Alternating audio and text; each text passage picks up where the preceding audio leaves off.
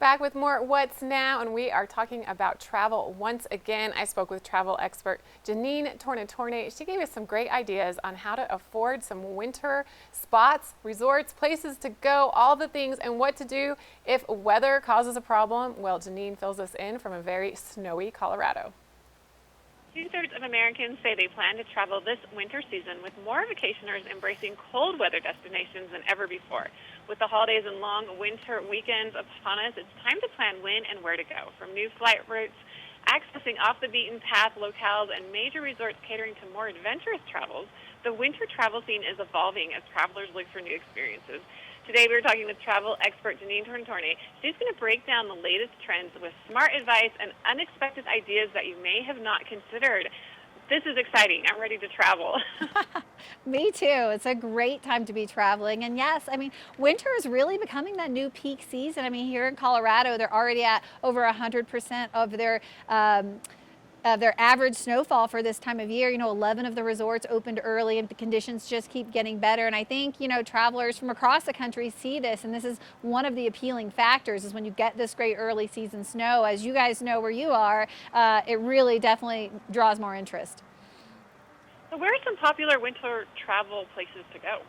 Well, I'm here at Copper Mountain in Colorado, and one of the reasons I'm here today is because, resorts like Copper, they're putting hundreds of $1 millions of capital improvements into the experience for guests here. And here at Copper, they're kind of really all about making adventure more accessible. They're about to open their new three-bear ski lift, which is giving access to expert terrain that really it was only available previously via snowcat or hiking. They're also, as part of their Woodward Mountain Park, they're opening the new Peace Park Terrain Park, which I think is really cool because it's a terrain park that's designed for all ability levels, so really any guest can come and experience that. So just this idea of making adventure more accessible to everybody, I think is what travelers are really looking for. They want to get out and have those experiences, and they don't want to have to feel like they're experts to do it.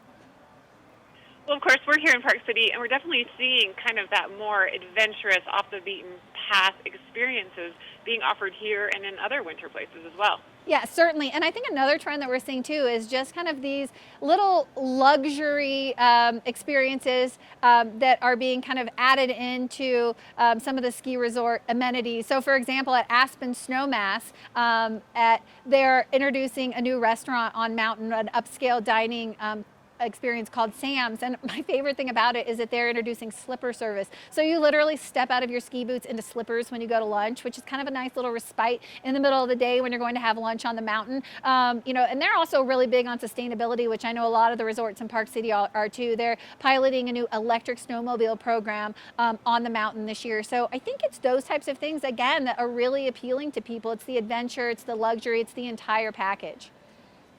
It really is. And, luxury, you think high dollar signs. Where can you save money and find some really good deals? Well, I think a lot of it can be about timing. I think there's this sweet spot in January, which really January's kind of been historically that kind of value month for ski resorts. It's after the holidays, but before the spring break rush. I love the first couple weeks in January after a lot of the holiday travelers are back to work, kids are back in school. If you have the flexibility, this is the time, to hit the local slopes or head to some of these Colorado resorts. You're going to find more availability, better lodging deals. So look to those kind of January timeframes. If you can get away midweek, we all know that's a better time to hit the slopes. I also say, look to the resorts that have good accessibility, easy to get to. I love Arapahoe Basin here because it's just 68 miles from Denver. So if you're flying in to the Denver International Airport, it's easy to get to. They actually last season expanded their terrain by 50%. And one of my favorites on the west side of the state is Telluride, which isn't too far to get to from folks in Park City.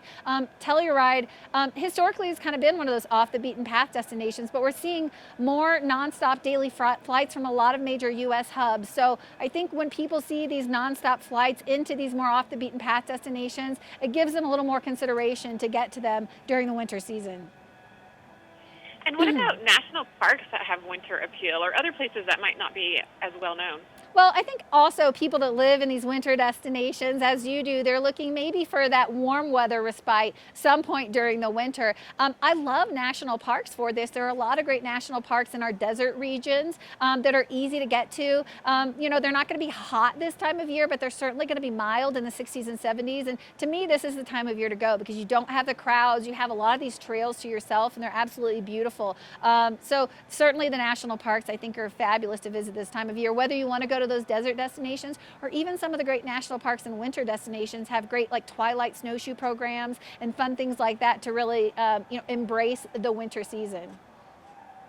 And then when you talk about winter travel, of course, there's winter weather, and sometimes you just can't get where you want to go. Can you rebook? Are there things you can do to help with that? Well, I always like to kind of think about what things you as a traveler can control because there are so many factors you can't control during this winter weather season. So number one, if you can, get it all into a carry-on. I know that's hard when people are traveling with skis and snowboards this time of year, but if you're renting in your destination, pack it in a carry-on. This gives you the flexibility to hop on a flight if yours gets canceled or delayed. Once your luggage is checked, that's kind of out of your hands. Also, this is the time of year to really opt in for those airline alerts. The quicker you get the information, the faster you can make changes and maybe get on that flight while everyone else gets in the customer service line. And then finally, make sure that you're downloading the apps. Download your airline app so that you have the information and the power in your own hands to make the changes as quickly as possible.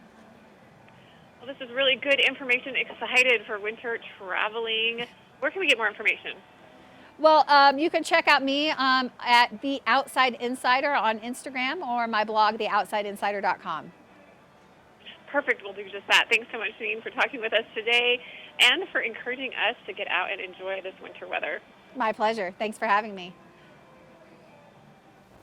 Thanks for watching this episode of What's Now. I hope you feel ready for all the winter travel that you'll be embarking upon. Also, tax season and how to stay healthy. All the things we talked about in today's show. Be sure to tune in tomorrow at 9 a.m. for more What's Now and 8 a.m. for Mountain Connections.